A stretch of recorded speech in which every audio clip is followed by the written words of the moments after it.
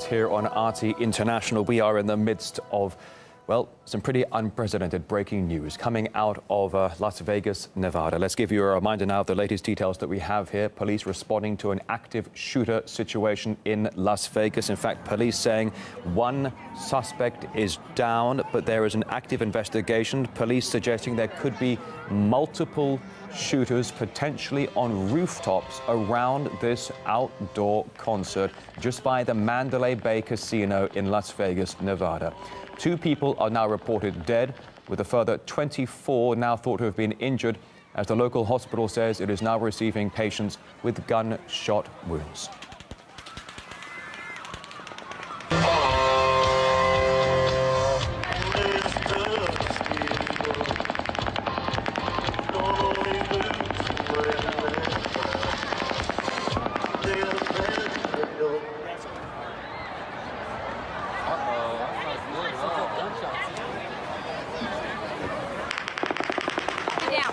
Get down.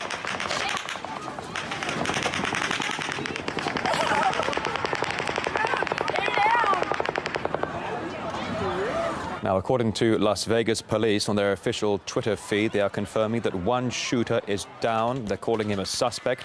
This is an active investigation. They're saying to people via Twitter, do not head down to the Las Vegas Strip at this time. Police reportedly suggesting there are potentially multiple shooters possibly up on rooftops. Here's another video that's appeared online, a crowd of people fleeing from the scene. Gunfire can also be heard. As you watch this, I should caution you, the video is distressing.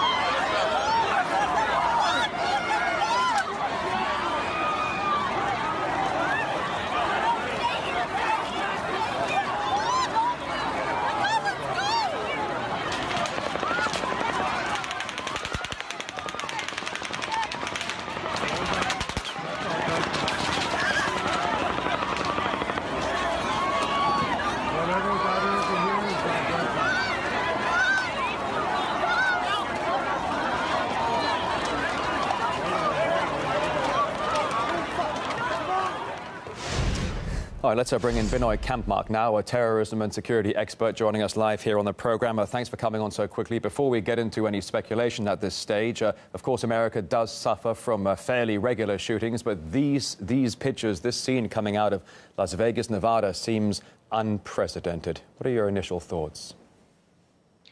Well, it does seem quite extraordinary in the sense that it seems to conform to other patterns of attacking venues where, of course, people do gather for reasons of entertainment, in this particular case, the Route 91 Harvest Festival.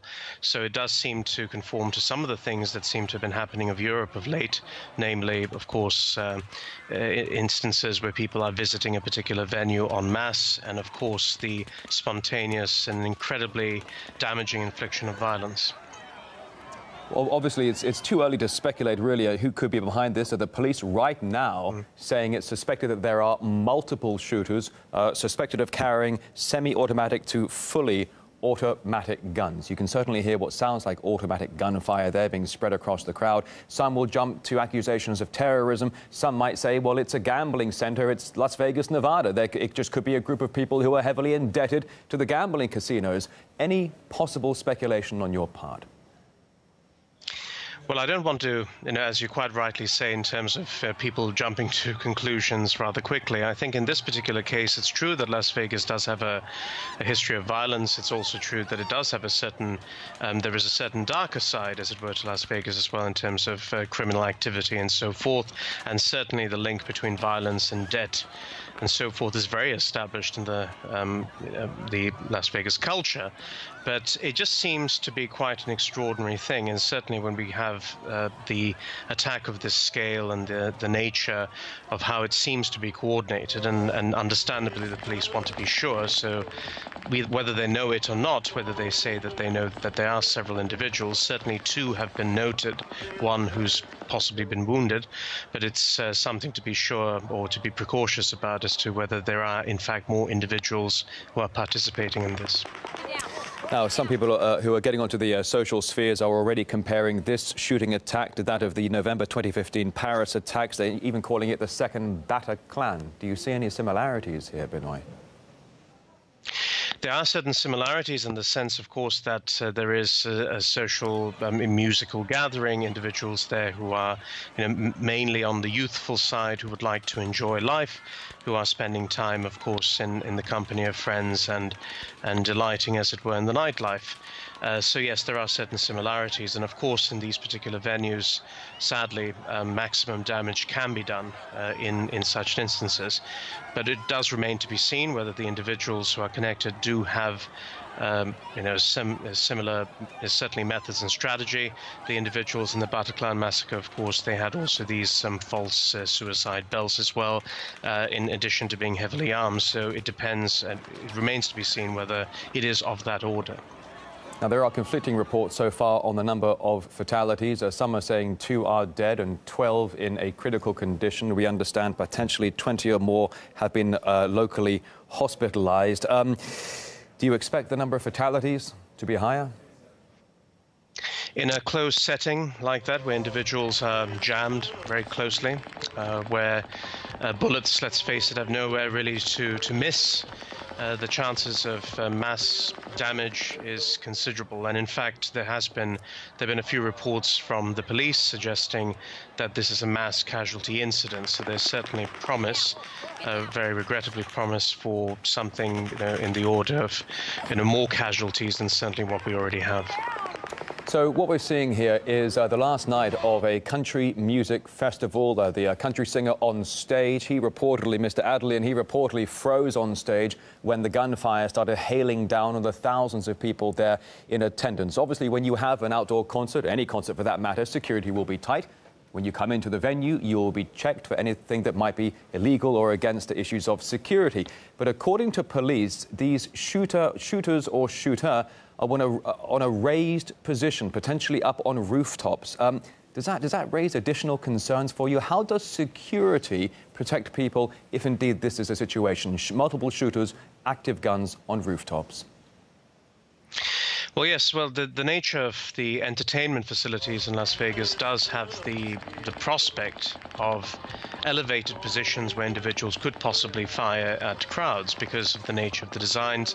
The casino-like format, the entertainment stages in Las Vegas, given the design of many of the hotels and the very design of many of the buildings, certainly renders them vulnerable to this sort of thing. It's not necessarily perhaps that people might have thought about it beforehand. There are, of course, security checks with individuals going in, but this may be an instance of individuals, of course, who are attacking it from quite a different angle, in which case, of course, it may demand, as it were, a thorough overview, an overhaul of security practices there. Now, obviously, during the Obama administration and prior to his administration, every year there are multiple gun shootings in the United States. Now, with Donald Trump in the White House, what kind of response will you expect in the early morning hours from Washington? Well, it's certainly going to be a lot of hail and bluster. As to whether it actually translates into anything concrete is hard to say. The reality, of course, is first and foremost to assess what is the nature of this attack, whether it is in fact an incident that can be connected with, as one would say, a standard, more notable terrorist attack, or is it a domestic terrorist incident? Is it an instance which is more connected locally? And this is something that they will have to work out. But either way, of course, the ease of which individuals do access weapons and the ease of which they can be deployed has always been a concern. The concern, of course, in this case is the next level as to whether there is a political motivation behind these particular engagements. Now, Binoy, according to the Las Vegas police Twitter feed, they're confirming that one suspect is down. There is an ongoing active investigation. They're telling people, please do not head down to the Las Vegas Strip. The Las Vegas police Twitter also suggesting that it could be more than one shooter with automatic and semi-automatic weapons. You are an expert and analyst on terrorism and security. To those people who may very well still be down in that region along the Strip area, would you have any recommendations for them?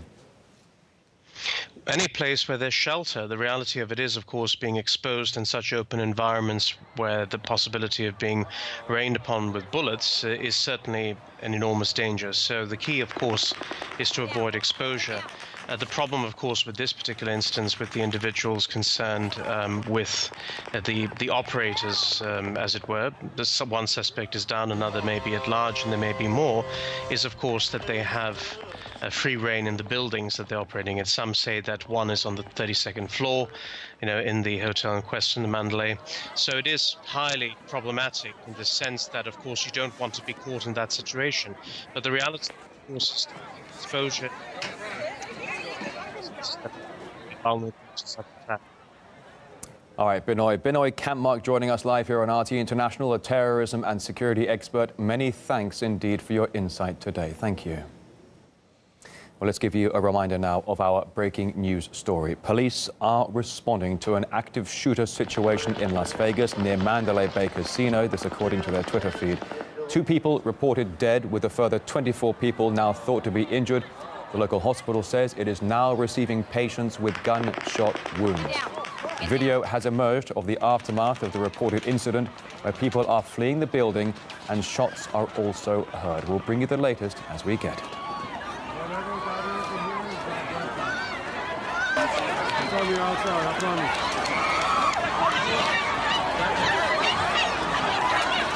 It's on the outside, Harry.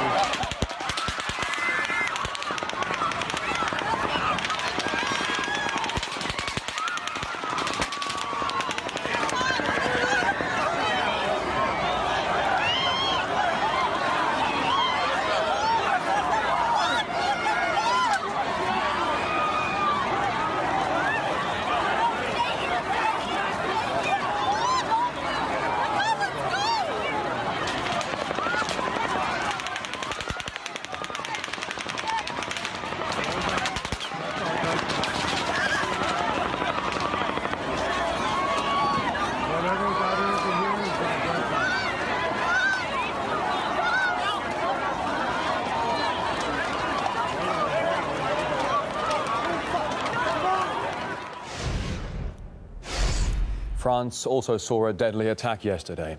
Islamic State claims it was behind a knife attack that killed 2 women at Marseille's main train station. The perpetrator was shot dead by security services moments later.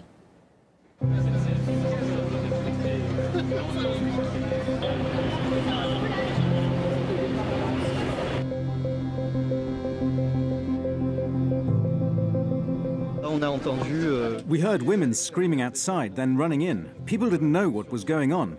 We were taken out of the train and then evacuated.